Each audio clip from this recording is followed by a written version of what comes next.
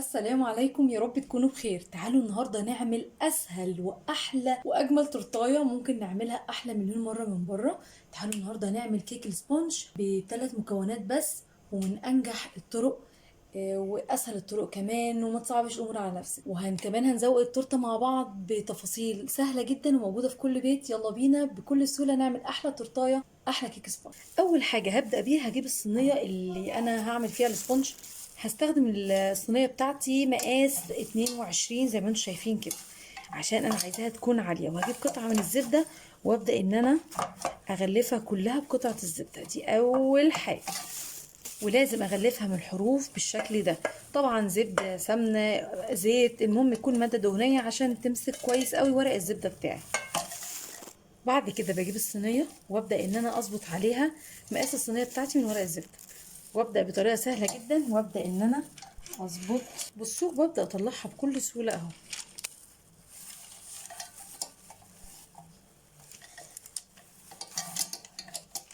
وكده تمام جدا، خلصنا الارضيه. وابدا بعد كده اجيب الاطراف كده واوقفها بالشكل ده، وكده خلاص خلصنا الصينيه بتاعتنا. بعد كده بيبقى عندي نص كيلو من الدقيق سبونج الجاهز، ودي سبونج ده بيبقى عليه كل حاجه، سكر، محسن كيك، كل الادوات اللي تخلي الكيك بتاعك الاسفنجي يكون منفوش بدون اي تعب. هنزل بقى عليه باربع بيضات، لازم البيض يكون بدرجه حراره المطبخ. واحط معلقه صغيره قوي قوي قوي من الخل، ورشه صغيره خالص من الفانيليا عشان البيض. وابدا بقى اشتغل على كل الكلام ده، وابدا بقى اضرب بالشكل ده لحد ما يكون الشكل الكريمي اللي هتشوفه دلوقتي. طبعا لو بيض صغير يا ريت نخليهم 5 بيضات. بصوا ازاي بدأ الشكل يتغير وبدأ يبنى معايا فوم ازاي. هو ده اللي انا عاوزاه بالظبط، عاوزاه يوصل ليكون شكل كريمي هش خالص. بصوا بقى الشكل ده، هو ده اللي انا عاوزاه بالظبط. شايفين شكل فوم متماسك ازاي؟ يلا بينا بقى كده السبونج عندي بقى جاهز. طبعا بكون مجهزة الفرن بتاعي وشغلته عشان يسخن، طبعا لازم يكون سخن جدا. وابدأ بقى انزل بالكيكة الاسفنجية بتاعتي بالشكل الجميل ده. شايفين القوام؟ هو ده اللي انا عاوزاه بالظبط.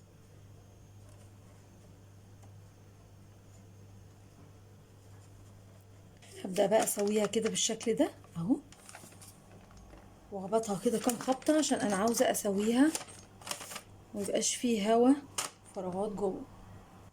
الحركة دي بقى مهمة جدا، انا كده بسويها وما بخليش اي فراغات جوه. وطبعا نصيحتي ليكم لازم يكون على درجة حرارة مسبقة يا جماعة، لأعلى درجة، على درجة 200. نشوف بقى بعد 20 دقيقة بالظبط ان شاء الله وهتكون جاهزة معايا. خلاص ده شكل بقى السبونج بتاعنا بعد ما طلع، وكمان خلاص انا سبته يبرد خالص. هوريكم قد ايه هو يطلع بكل سهولة. بصوا الجمال اهو. تعالوا بقى نشيل ورق الزبدة. بصوا بيتشال ازاي بكل سهولة.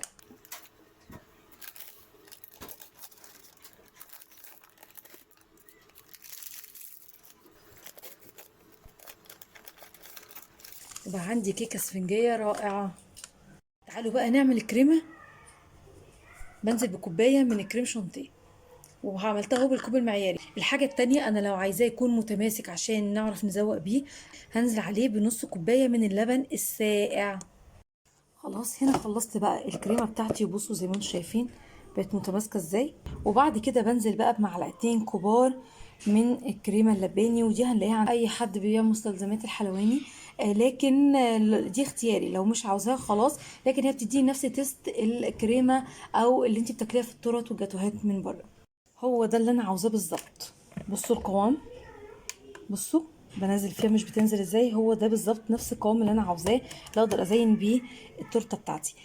في حاجه كمان نسينا نقولها، ان انت لو مش هتستخدمي دريم ويب وهو اساسا بيكون فيه سكر، تقدري تستخدمي كريمه برضو تكون خام، بس بتضيفي 4 معالق سكر باودر. ولو ما عندكيش سكر باودر برضو بتقدري ان انت تحليه في اللبن قبل.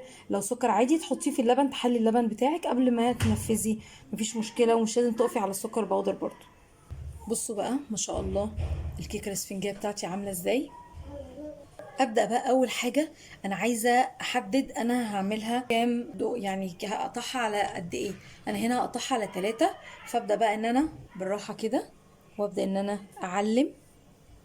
ادي واحده، ادي التانية، ادي التالتة. عملت 3، وهما كده يكونوا مظبوطين. انا كده خلاص حددت. هبدا بقى بالراحه كده، ضغطه بسيطه. طبعا تكون الكيكه بتاعتي بارده جدا، وابدا ان انا اخليها تلف بس بالشكل ده. بسم الله. بصوا ما شاء الله، بصوا الجمال، رهيبة. كده معايا خلاص اول واحد. طبعا احنا اتفقنا احنا معلمين، فهاجي على تاني واحدة انا معلمة عليها. ادي التعليمة التانية. بسم الله، بالراحة خالص عشان هي بتكون مش خالص وسفنجية خالص، مش محتاجة اي عنف معاها تماما. بسم الله. تاني واحد اهو. بسم الله الرحمن الرحيم. ادي التانية.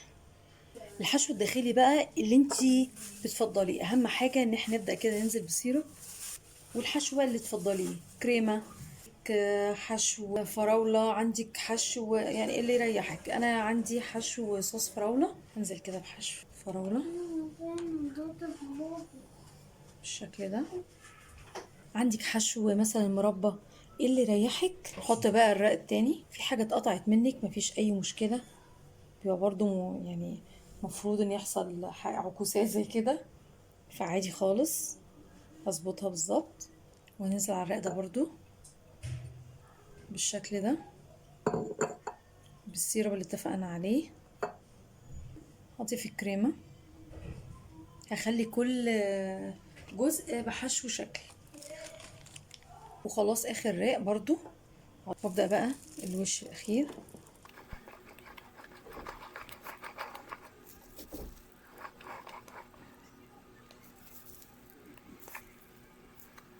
قد ايه اللون ده تحفة. وابدأ برضو انظمه كده. وهضيف بقى اخر راق خالص اهو، وابدأ برضو عليه بالسيرب بالشكل ده. ابدأي بقى اعملي الشكل اللي يعجبك.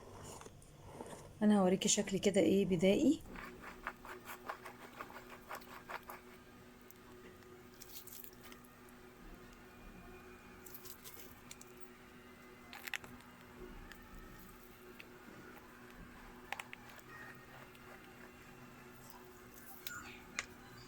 ابدأ بقى بالراحة كده باتجاه واحد، وحاول ان انا ملمس الكيك من تحت اهو كده بالشكل ده بالراحة خالص.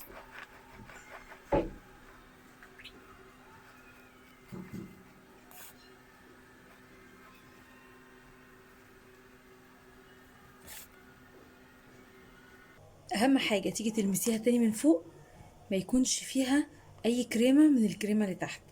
طبعا انا من الجوانب طبعا كان في كريمة فراولة، فانا دمجتهم مع بعض وخليتهم يدوا شكل حلو برضو. دمجت الاتنين مع بعض بالشكل اللي انتوا شايفينه اهو.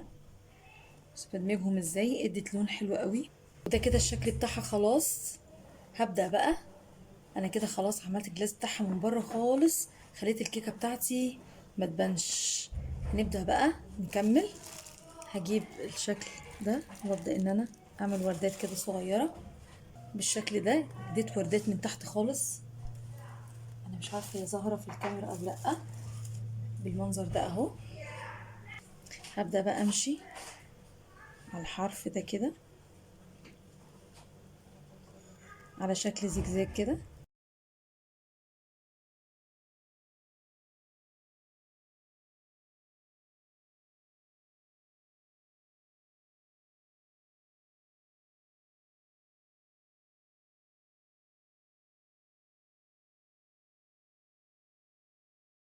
وخلاص ده بيكون الشكل النهائي بتاعها. يا رب اكون قدرت اعمل حاجه بسيطه تفيدكم وتكون الكيكه الاسفنجيه قد ايه سهله.